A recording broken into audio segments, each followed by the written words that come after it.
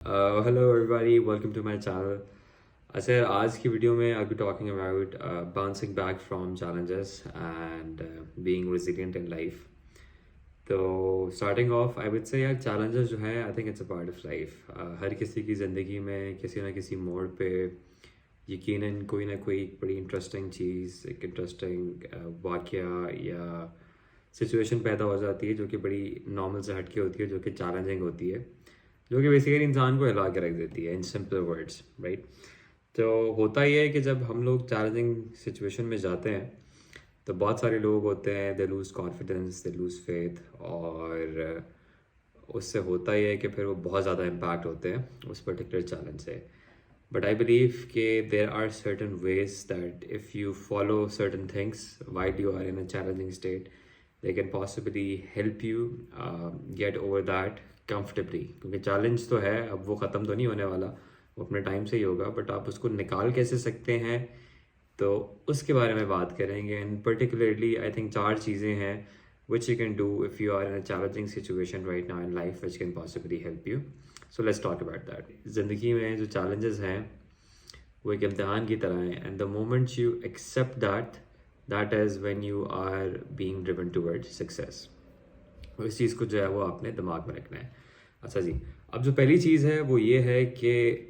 How you can possibly get over those challenges is to accept those challenges. Acceptance जो है it's a very important phase जिसमें आपको इस चीज़ का अंदाज़ा करना है कि आप अगर एक चैलेंजिंग सिचुएशन में हैं तो आपने डिनाइल में नहीं होना है उससे दूर नहीं भागना, आपने उसको एक्सेप्ट करना है कि सही है यार अब मैं एक सिचुएशन में हूँ and this is a challenging situation, अब मैं से निकल कैसे सकता हूँ। सबसे पहले तो आपने एक्सेप्ट कर लिया, जब एक्सेप्ट करेंगे तो फिर आपने you just start finding out ways you see कि आपकी स्ट्रेंथ्स क्या है उस पर्टिकुलर सिचुएशन में कि यार आप क्या कैसा कर सकते हैं कि आप उस चैलेंज से निकल सकें। और दूसरा जो है वो आपने अपने अंदर एक रेजिलियंस पैदा करनी है। रेजिलियंस का मतलब ये है कि जी आपने डट के खड़े हो जाना है उस चैलेंज के सामने कि यार अब ऐसी की तैसी मैंने इसमें से निकलना है, even if I need to do X Y Z वो मैं करूँगा। तो आप उस वक्त तक जो है उस सिचुएशन में नहीं हारते जब तक आप वो हार खुद एक्सेप्ट नहीं कर लेते, ठीक है। तो इस चीज़ को जो है वो आपने इस पर आप बल्कि ज़रा सा सोचेंगे भी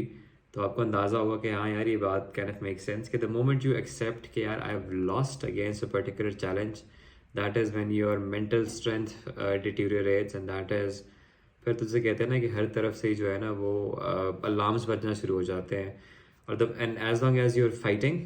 तो फिर आपको होता है कि देर इज दिस होप या देर इज दिस कॉन्फिडेंस। तो acceptance of challenge and then being resilient in front of that is something that can possibly help you get over the challenge. अच्छा जी, अब सेकेंड चीज़ ये है कि जी which can possibly help you get over those challenges is कि you have to be very positive, ठीक है। तो आपने पॉजिटिविटी को अपनाना है टू एन एक्सटेंट के आपको मैं एग्जांपल देता हूँ कि ह्यूमन माइंड जो है वो हर चीज़ के साथ एक मेमोरी या एक इमोशन अटैच कर देता है। फॉर एग्जांपल अगर मैं आपको कहूँगा कि यार आपने सोचना है पिंक एलिफेंट के बारे में तो आपके दिमाग में एक पिंक कलर का हाथी आ जाएगा, सही है। तो सिमिलरली होता ये है कि हम हर चीज़ के साथ कुछ वर्ड्स या कुछ मेमोरीज या पिक्चर्स एसोसिएट कर देते हैं। तो मोमेंट जहाँ पे चैलेंज आता है तो हमारा जो पहला रिएक्शन होता है वो होता है फियर, पेन, गेटिंग हर्ट या मैं नहीं कर सकता, ठीक है। तो उससे होता ये है कि चैलेंजिंग सिचुएशन में आपका दिमाग ऑलरेडी जो है वो नेगेटिव चल रहा है तो it makes it very harder for you to get over those challenges. हालांकि कोई ऐसी चीज़ नहीं है जो सॉल्व नहीं हो सकती है unless it's something that's not under your control, but in general बहुत सारी चीज़ें अगर हम देखें तो हमारे बड़े सेल्फ क्रिएटेड मसले होते हैं या अगर नहीं भी हैं एक रियल चैलेंज है तो उसमें जो हमारा जो सोच है ना वो बड़ा मैटर करती है। तो नेक्स्ट टाइम आपने क्या करना है कि आपने हर चीज़ के साथ कोशिश करना है कि एक पॉजिटिव पर्सपेक्टिव जो है एसोसिएट करना है। उससे होगा ये कि जब आपको चैलेंजिंग सिचुएशन नज़र आएगी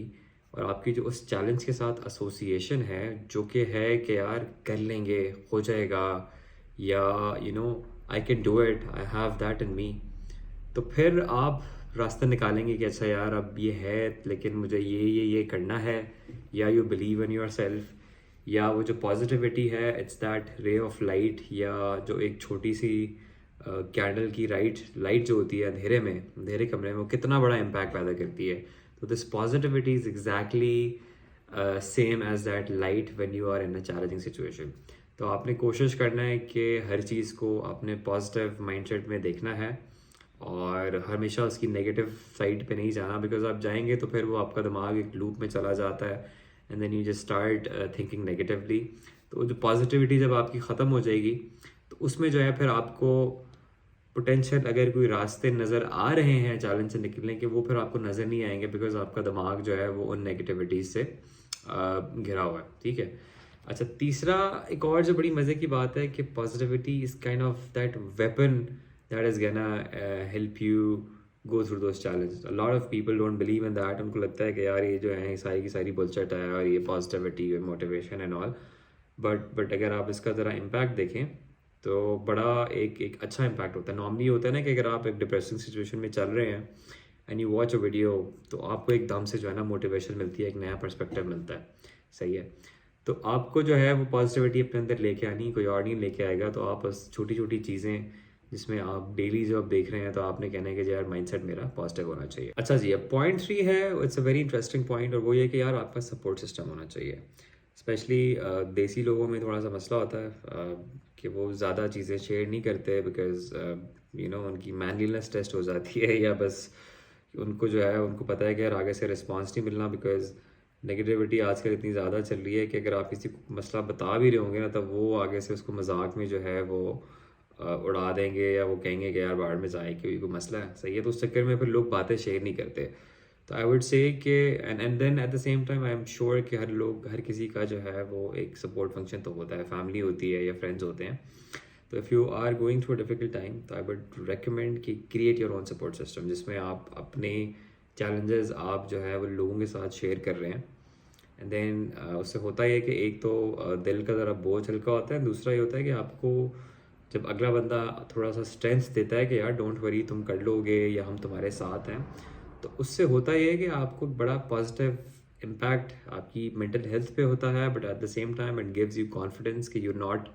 alone, even though you're facing that thing alone, but if somebody is saying यार don't worry I'm there with you, तो उनका जो एक वो जो एक पॉजिटिव वर्ड होता है ना वो बड़ा मैटर करता है और बड़े मायने रखता है, and it gives you the confidence to go through those challenges. So I would say कि find a good support system and whatever challenges you're going through,